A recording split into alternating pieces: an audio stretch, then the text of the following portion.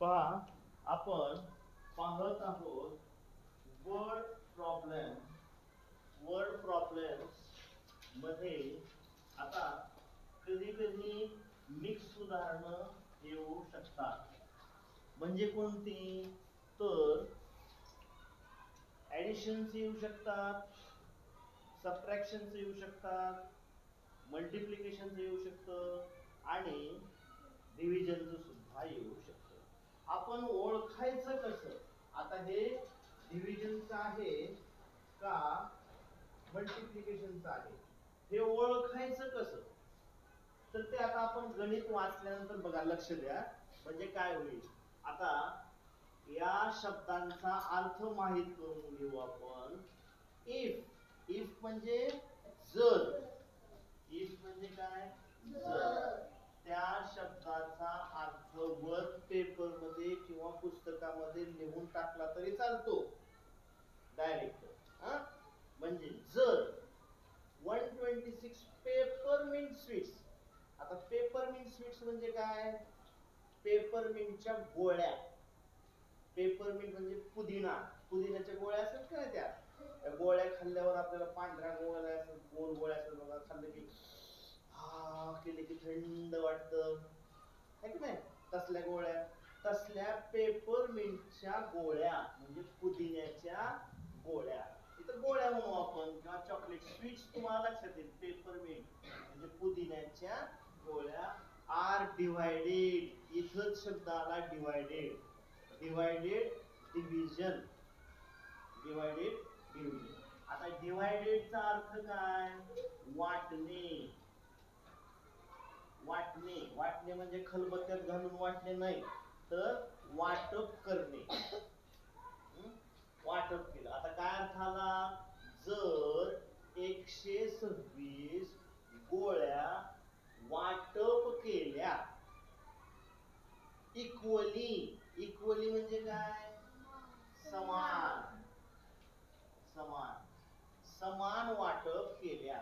ज्या वेळेस वाटप समान होतं त्यावेळेस भागाकारच येतो.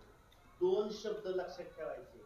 इक्वली, डिवायडेड हा शब्द आला की निश्चितपणे त्या ठिकाणी डिव्हिजनच करायची आहे.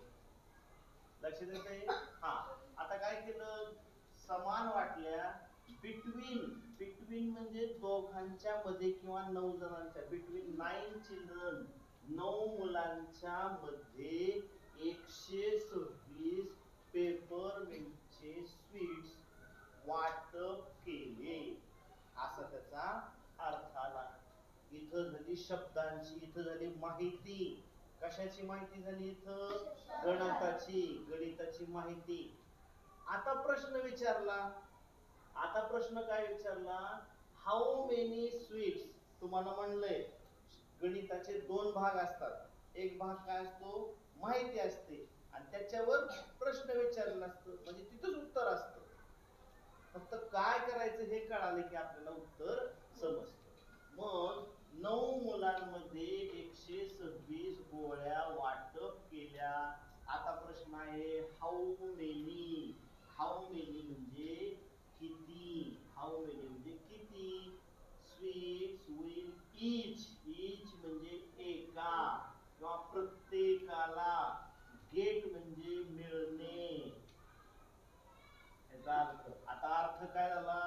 चाइल्ड म्हणजे मूल, चिल्ड्रन म्हणजे मुले, चिल्ड्रन म्हणजे छोटी छोटी मुले, आणि चाइल्ड म्हणजे एकच मूल, एकच मूल, छोटस मूल. मग मुलगा पण असू शकतो किंवा मुलगी पण असू शकते. आता प्रश्न काय झाला? 126 पेपरमिंटच्या गोळ्या 9 मुलांमधल्या सारख्या वाटल्या.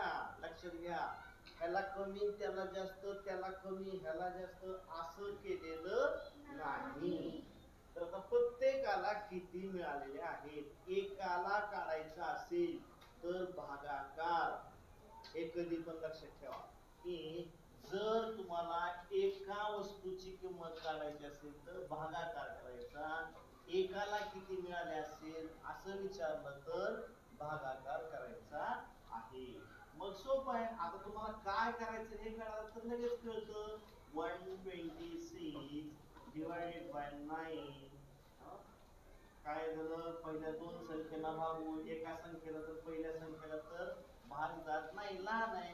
मग 9 वजा 9, 12 मधून 9 गेले, 3 उरले, इथे 0, वरचा घेतला 6, 9 चोर 36, 0 0. 14 गोळ्या कोणाला वाटल्या? प्रत्येकाला, एका मुलाला,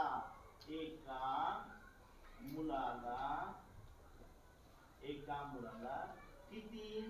14 स्वीट्स. आता इथं हेच इंग्लिश मधून कसं लिहायचं? हाऊ मेनीच्या ऐवजी इथं फक्त 14 टाकायचं. 14 sweets will each child get.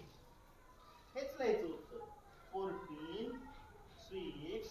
How many is 14? 14 sweets will each child get. लक्षात येतंय? हा. आता पुढं दुसरं काय आहे क्वेश्चन बघा. दुसरा क्वेश्चन आहे डायरेक्टच हाऊ मेनी, किती. How many bouquets. बुके आपण त्याचा उच्चार बुके करतो, बुकेट्स नाही. बुके माहितीये का तुम्हाला? बुके म्हणजे पुष्पगुच्छ. आपण सत्कार करताना फुलांचा गुच्छ तयार करतो ना, इकडे फुलं असतात, त्याला त्यांचा फुललेलं असतं, असं जे तो सत्कार करतो तो बुके आहे का नाही? तुमचा सत्कार कधी होतो? ज्यावेळेस तुमचा कुठं पहिला दुसरा नंबर येतो, तुम्ही कशात सहभाग घेता आहे का नाही, त्यावेळेस तुम्हाला बुके मिळतं, तो बुके. किती बुके? डायरेक्ट प्रश्न विचारला. हाऊ मेनी म्हणजे किती. किती बुके कॅन बी मेड म्हणजे तयार झाले, तयार होतात. मेकचा भूतकाळ आहे, मेड म्हणजे तयार झाले किंवा होतात, तयार होतात. किती बुके तयार होतात? From 340 flowers. 340 फुलांमध्ये किती बुके तयार होतात? आधी प्रश्न विचारला आणि माहिती पण त्यातच दिली. 340 फुलांमध्ये किती बुके तयार होतात? एक पण बुके तयार होईल? 340 फुलांचा एकच बुके तयार केला, घ्या. पण पुढं वाक्य दिलंय काय? with 8 flowers in each bouquet. with 8 flowers in each म्हणजे एका बुकेट मध्ये 8 फ्लावर्स म्हणजे काय? ही एक बुके, याच्यामध्ये काय 1 2 3 4 5 6 7 8, हे 8 पुढे टाकले. असे किती बुके तयार होतील असा प्रश्न विचारलेला होता. आता हाऊ मेनी फ्लावर्स आणि त्याच्या पुढे how many flowers be left over, आणि किती फुलं शिल्लक राहतील. आता बघा काय आलं, किती फुलं आहेत? 340 फ्लावर्स. एका बुकेट मध्ये किती फ्लावर्स घातले? 8 फ्लावर्स टाकले. तर 8 45 नाही, 8 चोक 32. पुन्हा किती उरले? 2 0, वरचा घेतला 0, 8 दोन्ही 16, 4 बाकी उरली. मग काय झालं? 42 बुकेट्स तयार झाले आणि 4 फुलं शिल्लक राहिले, है की नाही? 4 फुलं शिल्लक राहिले. 340 मध्ये 42 बुकेट तयार झाले, 8 फुलांचा एक, असे 42 बुकेट तयार झाले आणि 4 फुलं शिल्लक राहिले. आता काय म्हणायचं मग तिथं? 42 बुकेट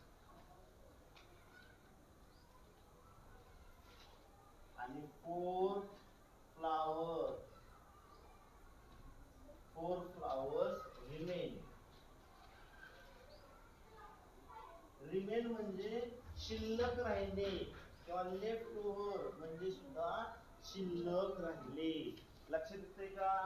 बघा आता पुढं काय म्हणतंय, इफ म्हणजे जर, वी पुट म्हणजे ठेवणे. लक्षात घ्या, ह्याचे जोपर्यंत तुम्ही अर्थ लिहत नाही तोपर्यंत तुम्हाला गणितात काय सांगितलं आहे ते समजणार नाही.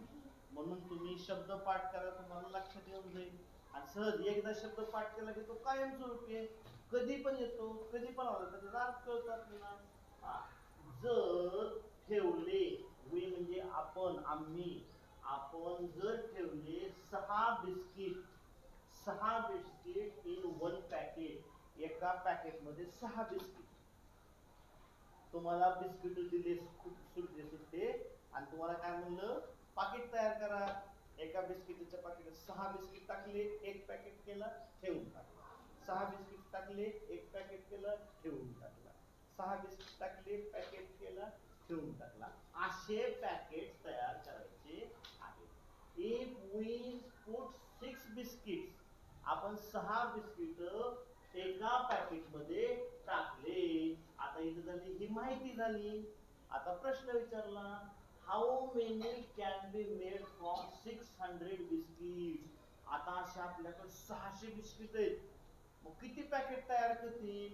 म्हणजे बघा, 6चा एक पुडा, 6चा दुसरा पुडा, 6चा तिसरा पुडा, असा तयार करत बसून असं मोजण्यापेक्षा आपल्याला डायरेक्ट काय करता येईल, 600 डिवाइडेड बाय 6, 6 1 ला 6, 0, वरचे खाली घेतल्यानंतर भाग बसला नाही तर शून्याचा भाग द्यायचा. हे लक्षात घ्या.